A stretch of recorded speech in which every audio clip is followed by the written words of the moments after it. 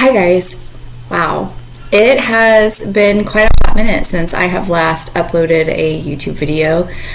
Sometimes life just happens and you get busy and things take place, and so they take our focus, and I haven't been able to do a video, but I did want to do a breakdown of our homeschool year, what I'm going to be keeping this coming year, what I'm going to be changing. Just kind of story about where I have been. I know it's been over a year and a half since I've done a video, but had my 5th child, and I thought I was going to keep up with my YouTube channel, and it just did not happen. My focus and my attention went to my kids. So my oldest is getting married next month. I'm super excited about that. We just graduated our 3rd child, so 3 of our kids have now graduated high school, and I am currently homeschooling my 7, going to be 8 this week, year-old son, and then just taking care of my 19-month-old son as well. I'm also in grad school for school administration, so things are just very busy around here, and this has really taken the back burner. So that's kind of where I have been. Nothing has been wrong. It's just been life has happened, and there have been other things that have been more important to me than actually putting out a YouTube video. However, now that my son is a little bit older and can actually go and play and entertain himself a little bit for very short amounts of time, I was able to hop up on here and do a video. So I really want to just kind of share with you what I'm going to be doing this upcoming school year for homeschool. Things are going to be changing a little bit, what curriculum I'm going to be using, and what I'm going to be doing away with. So this year, the curriculum that we decided to use was The Good and the Beautiful. It was very important to me that we used a faith-based curriculum. And it was, I really enjoyed it. I thought it was great. There were some perks about it, and then there were some things that I didn't really care for so much. One of the things that I loved about The Good and the Beautiful was that it was so aesthetically pleasing. It's a beautiful, beautiful curriculum. I'm going to show you guys some of the pictures and just the books here in just a second. I really loved the history. The history was my favorite. I loved that there was scripture verses throughout, and that some of it was cross-curricular. So you would have some of your English lessons, and they would have history in there. They would have science in there. Same thing with your math. I do like that. As a teacher, I believe in cross-curriculum as much as possible. Compounding those subject areas. I also liked their independent reading books and their booster card books. Those were also very beneficial for my child. So let me show you what the books. Okay, so that didn't work. I was going to try to show you in a different angle, but it's just going to have to work like this. So here is our language arts book. I do love the spiral round. It is very pretty, so you're going to have a lot of different art pieces in here. So for, a parent, it's pretty and it's not boring. But you do have, like I said, you'll have your science in here. You will have, so we have some geography components in here as well. It's just very pretty. I mean, it's aesthetically pleasing. So that is our English book. That's really kind of all there is to it. This has phonics, writing, reading, grammar and punctuation, spelling, literature, geography, and art within this level 2 course book. Now, I will say that these lessons are very quick. Very, very quick. It is a 10-15 minutes at most type of lesson, so it doesn't take you very long to do these lessons at all. Now, with those, with the ELA book, I also have the booster cards, and I have the independent readers. These will come with the curriculum when you order it, if I can figure out how to open this book to the page. So you have your booster cards, and you have your independent readers. This is just an example of one. He got a couple of those. These I absolutely love. I cannot promote these enough. But it's a beautiful, beautiful story. Like, they all have really good morals to them. But you have a section that the student reads, and then you have a little bit more complicated and more challenging section for the teacher and the parent to read. There were some times where I asked my son to go ahead and read the teacher-parent portion of it, just for him to kind of challenge himself with his reading skills. But we really did love this. I mean, it's got its own little bookmark, very cute.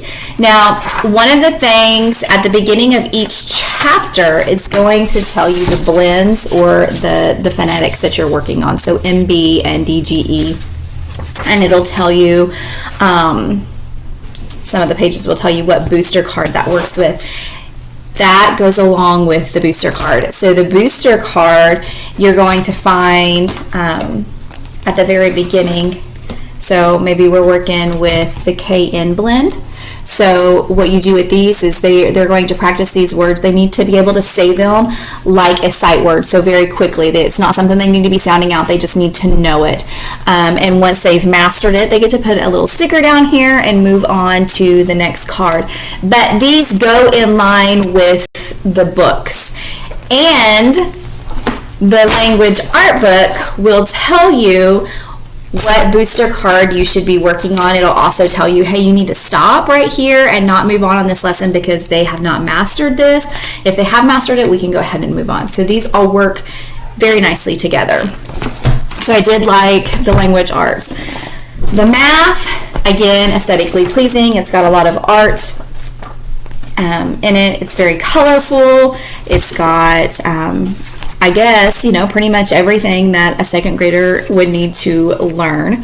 The one thing I really liked about this is they have assessments, and if you know me, I'm not an assessment supporter. I don't believe in a lot of tests, but this kind of helped a lot. So you have like a unit assessment. And within this unit assessment, they'll do like the top portion.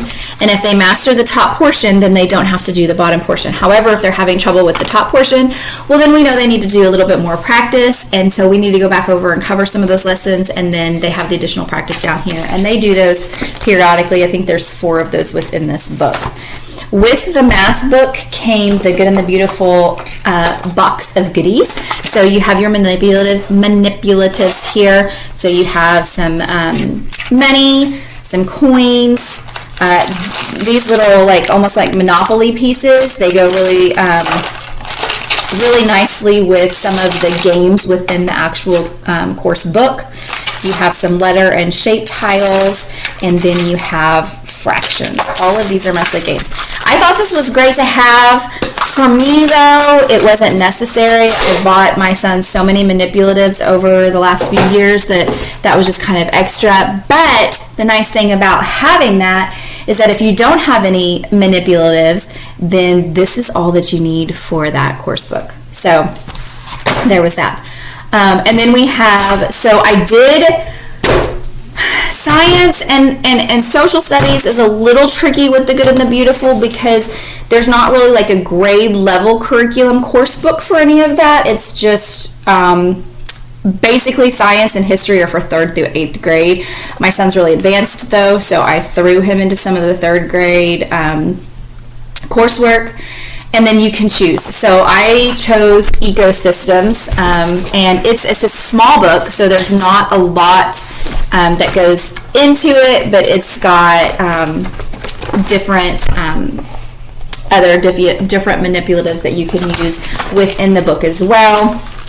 I used things like this and made him an interactive journal. He had to make an interactive journal for science. With that, you can buy other groupings. So like the ecosystems came with an ecosystems backyard book. It also came with another story, Elf Owl. This is an ecosystem book. So those came together with that. And then it also came with Exploring Central America. This is a beautiful, beautiful book. So he did enjoy reading this. We would just read little pieces of it from time to time, and he enjoyed that. Then I also ordered the weather and water curriculum. It came with Changing the Weather book and the Schoolhouse Blizzard. This is an actual real story, true story. And then Wild Wild Wind. So he did enjoy reading those. So whenever you order these course books, you get all of these extra readers with them, which is so exciting for me. And then history. History is my absolute favorite that The Good and the Beautiful has. I will say with the history, it is somewhat advanced. It is for 3rd through 8th grade, and it's the same exact book for 3rd through 8th grade. So what you're teaching in 3rd grade, you're also teaching in 8th grade. So you could break this up. You could water it down a little bit. You could use YouTube videos or other workbooks or other printables and stuff to go along with it. You could use your Bible, which is what we do a lot of the times to go along with it. But the thing about this that I love so much is it starts with, I don't know if you can see this, it starts with the creation. So it literally starts from creation to Adam through Enoch, and it goes all the way down to the last episode. The last assignment is the fall of communism. So it really takes it back to the beginning and brings it up to modern day. There are a ton of activities in this, a ton of activities, which is really cool. It also came with the big book of history stories, and within this course book, it will tell you which stories to read here. This, like I said, is a very heavy curriculum though, so this was one of those that we only really kind of did once or twice a week because it did take up a great deal of time. And then the history, the big book of, and on the back it's got all the different maps. So it's a wonderful curriculum, and it also came with a history game. We have not even opened this up yet, and we are coming to the end of the school year. So that will just tell you how heavy that history is, but it's so fantastic. Beyond that, I told you we did the printing books. I really do love the Brain Quest books. So we have a grade 2 and a grade 3, and we kind of just flip-flop, and he'll do those for just fillers. I have a ton of resources from being a teacher in a brick-and-mortar school, so I have all of those. And then I just order him different pieces here and there that I think that he would really enjoy. And I find Teachers Pay Teachers is wonderful. And YouTube, guys, I cannot express how much you can just learn. People don't understand that it doesn't have to cost really anything to do homeschool. You could do a free homeschool curriculum by just knowing what you need to learn. I know the standards because I'm a certified teacher, so I know what standards he needs to learn. But even with that, there are a lot of standards that I think he needs to be learning now instead of in the future. And there are some things that I don't think are as important right now as maybe they will be in the future. So I kind of get to make that. I have that teacher autonomy, that parent autonomy to choose what I want to do. And that's what I love so much about it. We also have our Bible. So we do our Bible reading every morning. We do our Bible reading every morning. We do a scripture verse. He has memory verses that he memorizes. We do the weather. Yes, he is 2nd grade, but I still think it's very important for him to tell me what the weather is and predict what he thinks the weather is going to do based on yesterday, based on what it feels like outside, based on what it looks like outside, so different things like that. He is learning the books of the Bible. We do a poetry a week. So right now he is memorizing the Potter's Wheel.